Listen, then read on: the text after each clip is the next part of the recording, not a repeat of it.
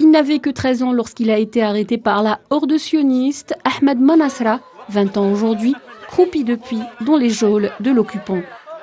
Les 7 longues années passées derrière les barreaux ont altéré sa santé physique, mais également sa santé mentale, jugée préoccupante par les spécialistes. Vu les conditions de détention, l'isolement cellulaire continu et la torture psychologique qu'il subit depuis son arrestation.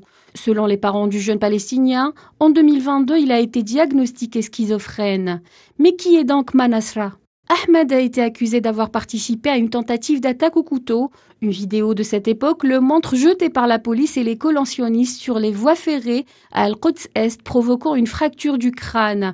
Les photos révèlent ensuite Ahmed portant des menottes alors qu'il était dans un coma, branché à un respirateur artificiel aux soins intensifs.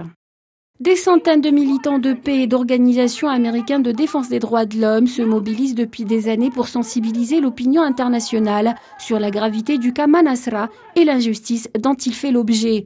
Une campagne internationale se poursuit en ligne, des vidéos et des photos du jeune détenu sont régulièrement publiées. Les appels internationaux, notamment onusiens, pour accélérer la libération du jeune Ahmed se multiplient, compte tenu de la dégradation de sa santé et de son état psychologique.